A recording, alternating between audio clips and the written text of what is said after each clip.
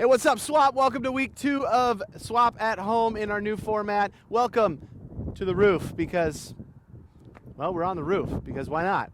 So sit back, relax. Don't worry. This has nothing to do with what happens if you lose the challenge. I swear. I swear. It's just not true, okay? All right? Let's have some fun. Welcome to Swap at Home.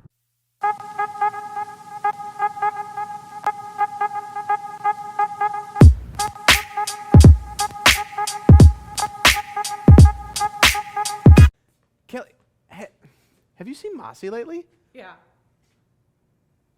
Oh, no.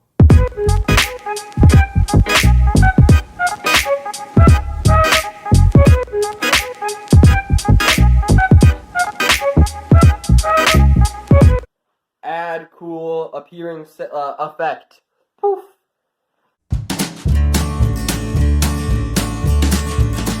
Abracadabra, folks. That's right. It's me, Jonah Brixius, back with an epic food review. Yeah, don't mind the glare in the bottom left. I dropped my phone at Menards, so we're just gonna... Oh, we're moving the camera! Today, I'm coming at you with a... Can everyone give me 2 claps right now? Ready? Food review. So we're gonna start off with the 7-layer dip combos. I have really low expectations for these, I'm gonna be honest. Probably tastes like baby food. Baby food put inside of a pretzel. That actually doesn't sound bad. Like, I mean, banana baby food ain't that bad. And baby's eating good. So let's take our first little bite.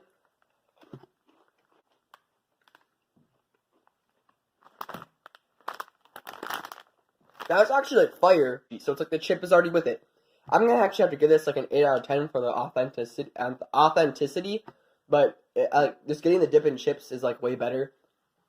Next up, I'm gonna try my favorite candy, Sour Patch Kids watermelon. I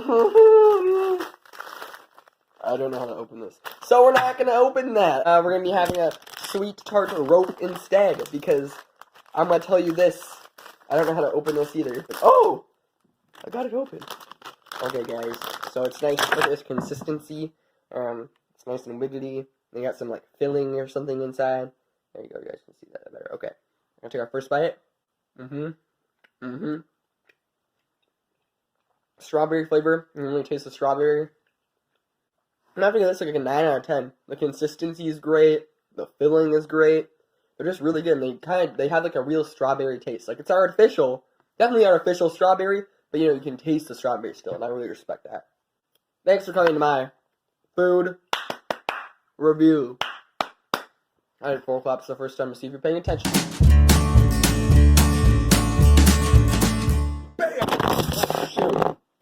I did not mean that. Woo! I'm out.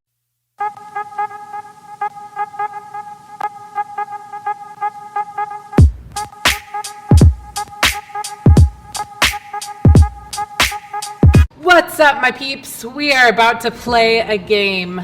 In front of Chris and Tyler, we have 6 different types of hot sauce. I have come to the table with my best trivia about classical composers. Tyler and Chris are going to answer a question, and if they get one wrong, they get to take a shot of hot sauce. Loser shaves? All right. Loser shaves. Don't worry, old friend. You're going nowhere. Our first question. Ode to Joy is a more famous name for what Beethoven work? A, for Elise, B, Symphony No. 9, C, Symphony No. 5, or D, the Moonlight Sonata? I'm going to go with Symphony No. 5. I'm gonna go with Symphony No. 9. Are those your final answers? Final answer. B, C. Mm-hmm. The correct answer is B, Symphony No. 9.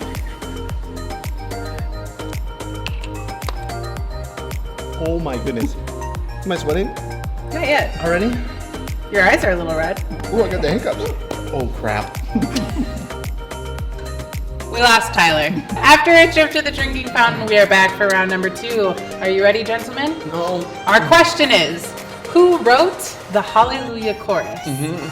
A, Handel, B, Haydn, C, Tchaikovsky, or D, Mozart? I'm gonna go A, Handel. I agree, A, Handel, because I believe it comes from his work, The Messiah, or whatever, right? right? Handles, I think so. I'm so proud of Thank you you, guys. thank You you. both got it right. Oh, hallelujah! Hallelujah! Like, there is perspiration from an armpit. You are in pain. I I'm am sorry. dying right now. Well, you know. This piece was composed after a drug trip. So the composer did some drugs, had some hallucinations, wrote a piece. Was it A, Lolita, B, The Ring Cycle, C, Symphonie Fantastique, or D, The Surprise Symphony? I'm going with A. Locked in? I mean, Okay. not super confident. I'm actually gonna go with C, Fantiste. Whatever. Symphonie Fantastique. Yeah. The correct answer is C. No! Symphonie Fantastique. I'll take that. Oh, yeah. That should have been one. That wasn't as spicy. No, that was good. I like that. Cool. Yeah, cool. Which ballet caused a riot? A, The Rite of Spring by Stravinsky. B, Romeo and Juliet by Prokofiev. C, Sleeping Beauty by Tchaikovsky. Or D, Aida by Verdi. Causing a riot seems like something Tchaikovsky would do, so I'm gonna go C. I think I'm gonna go with A, Rite of Spring by that guy. Stravinsky. Yeah, him. The correct answer If it's C, I'm gonna punch something. is A, Rite of Spring by Stravinsky. Bottoms up.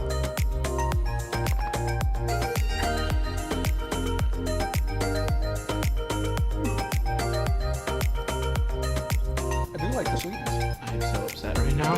He's losing. This composer's skull was stolen by a gravedigger for Johann Peter, who kept it in his home to show his friends.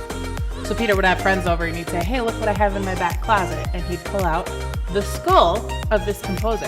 A, Mendelssohn's head. B, Haydn's head. C, Schubert's head. Or D, Rachmaninoff's head. I'm gonna go with C, Sherbert. Schubert? Yep, that too. That one, yeah. And then C as C, well. both of you have C? Yep. The correct answer, ladies and gentlemen, is B, Haydn. How you doing? I don't think I feel anything anymore. Oh, are you swishing it? Stop swishing it. All right, ladies and gentlemen, this is the last question of our hot sauce composer challenge. Either Tyler will get it wrong and we'll have to shave a mustache, or Chris will get it wrong. They will end in a tie and both will have to shave a mustache. When this composer unsuccessfully attempted to murder his fiancée and her mother, he got so frustrated that he jumped off of a bridge and into the river and was then rescued by fishermen. Was it A, Friedrich Chopin, B, Hector Berlioz, C, Richard Wagner, or D, Gustav Mahler? Just based on the name, Mahler sounds like someone who... I'm gonna go D. D, Mahler, all right. I'm gonna go with Mr. Hector Berlioz. B, Hector B, Berlioz. Hector Berlioz. The person who is drinking the hot sauce Which means one of us got it right. is Chris. The answer was B, Hector Berlioz. Yes! Yes! Dang. You ready for this? No! This has been the Hot Sauce Classical Trivia Challenge. It's clear to say there were no winners here, except for me. This is my favorite challenge ever. Kelly, Yeah. I must ask you a question. Shave it for later.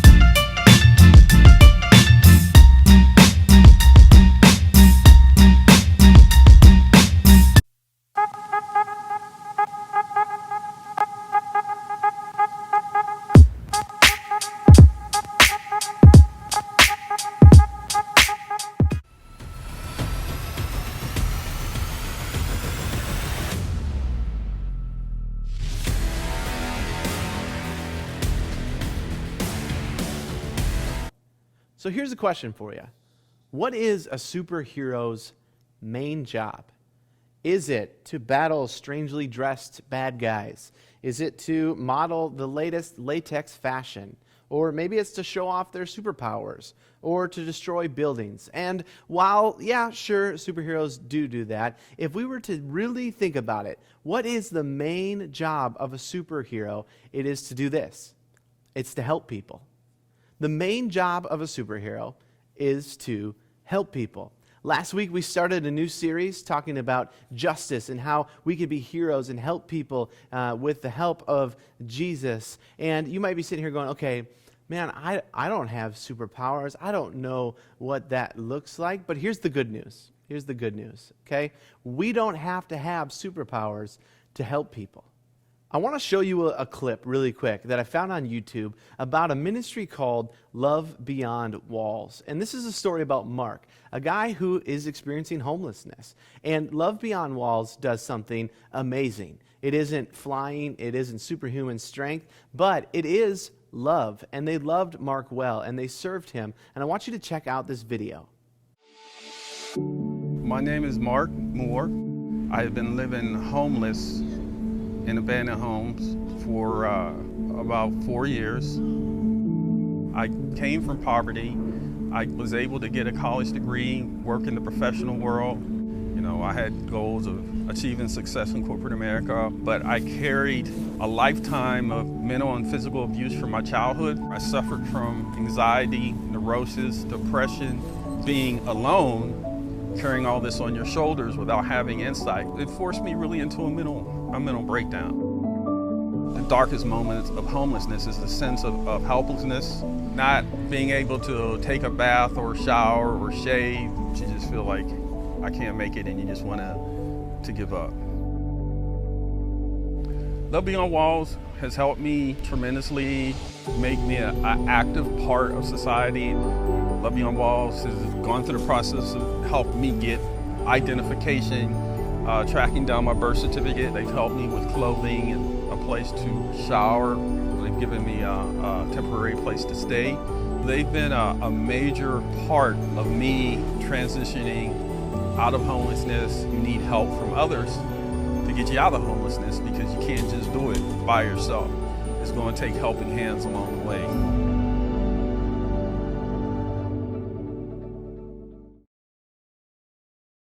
Pretty cool, huh?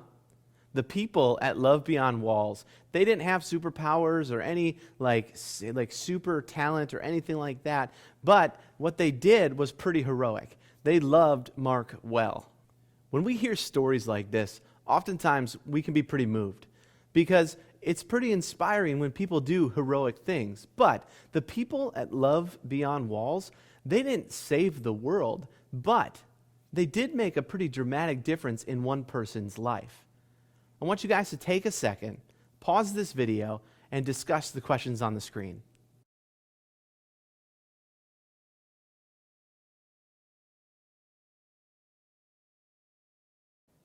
Jesus was the ultimate example of showing heroic love, kindness, and care for the people around him. He spent his whole time here on earth loving people and teaching his disciples to do the same. In fact, we're going to read a passage where Jesus spent some time talking to his disciples about what it looks like to love people heroically. Read this with me. John 13, 1 through 17. Before the Passover celebration, Jesus knew that his hour had come to leave this world and return to his Father. He had loved his disciples during his ministry on earth, and now he loved them to the very end. It was time for supper, and the devil had already prompted Judas, son of Simon Iscariot, to betray Jesus.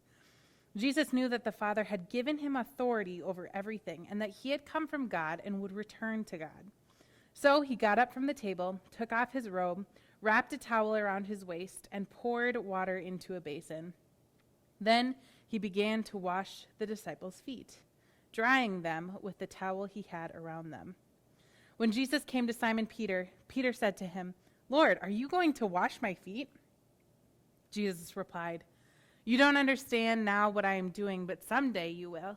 "No," Peter protested, "you will never, ever wash my feet." Jesus replied, unless I wash your feet, you won't belong to me." Simon Peter exclaimed, "Then wash my hands and my head as well, Lord, not just my feet." Jesus replied, "A person who has bathed all over does not need to wash, except for the feet, to be entirely clean. And you, disciples, are clean, but not all of you." For Jesus knew who would betray him. This is what he meant when he said, "Not all of you are clean." After washing their feet, he put on his robe again and sat down and asked, "Do you understand what I was doing? You call me teacher and Lord, and you are right, because that is what I am. And since I, your Lord and teacher, have washed your feet, you ought to wash each other's feet. I have given you an example to follow. Do as I have done to you. I tell you the truth, slaves are not greater than their master, nor is the messenger more important than the one who sends the message. Now that you know these things, God will bless you for doing them." I love that story, and I love it for two reasons. The first reason is that the disciples' feet would have been disgusting. Can you imagine walking around in a city where there wasn't running water, there wasn't plumbing, there was garbage around the streets, there was a dusty, dry part of the world? A person's feet would get pretty gross, right? The second reason that it is astounding to me is that Jesus was not just a friend to his disciples. I mean, he was, but he was their teacher. He was their Lord. He was the person that was above his disciples. And in that moment, Jesus decided to kneel down and to wash his disciples' dirty, stinky feet. He lowered himself, he humbled himself to do for the people who were underneath him something that would have been the job of a servant. Jesus washing his disciples' feet wasn't just a loving act of kindness that he did for his disciples. He was actually teaching them something. Here's something else that he says that same night later in the passage. "So now I am giving you a new commandment. Love each other, just as I have loved you. You should love each other. Your love for one another will prove to the world that you are my disciples." Jesus, our hero, taught people to love each other, but even more than that, he modeled it. He loved people while he was here on earth. You know what's amazing to me is when I read this passage, I see that it comes right before Jesus is about to be taken to the cross to die for our sins. That's at the beginning of the passage we read, that Jesus already knew that it was coming. He said all of these things knowing that he was about to be taken to the cross to be crucified. And still, he was talking about loving each other, about loving your neighbor, and about serving one another. What a heroic attitude to have in that situation. We may never have the opportunity to lay down our lives for other people, but one thing that we can learn from Jesus and his example is how to love people sacrificially, even when the circumstances aren't the easiest. God's decision to love me sacrificially reminds me that I can go out and love others unconditionally. What a heroic thing to do, to be a person on this world who loves other people unconditionally. The same way that Jesus loved and cared for the people around him, Jesus calls us to be heroic people who care for the people in front of them, because heroes care for the people around them. Take a second, pause the video. We have a couple more questions for you to discuss with your small group.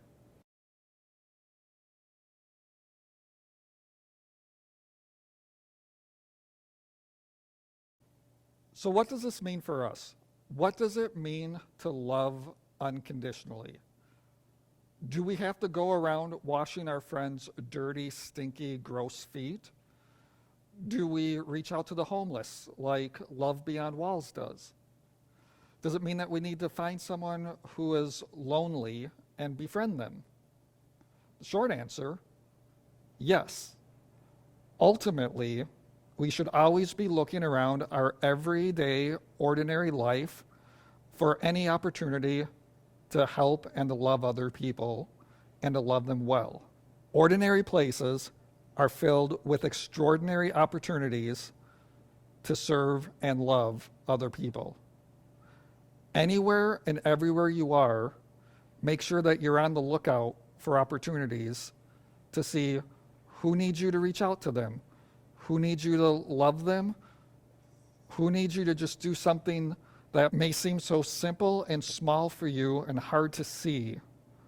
But like Kellie said before, it makes a difference to one person. Jesus once asked his disciples, "Don't you have eyes to see? Don't you have ears to hear?" I wonder, when we get so caught up in our own lives and not looking around to see opportunities to help and love other people, is Jesus asking us the same thing? Ultimately, the takeaway that we want for you this week is to understand that heroes care for those that are around them. So ask yourself, who can you heroically reach out to and love this week? And I know a lot of us, we hear that question and we're going, but Corona's going on. I can't actually go out and do things. Well, is there someone in your neighborhood that you know might be struggling to get out and take care of their yard? Is there somebody that you know can't get out and get groceries? Can you find somebody that you know might need help, even if it's in the smallest, simplest of ways? It will still make a difference to them. Heroes don't have to do big, miraculous things, because ultimately, a hero cares about who's around them. So take the remainder of the small group time. Your leaders have a few more questions for you to work through, but we want you to talk about this. What can you do to be a hero this week?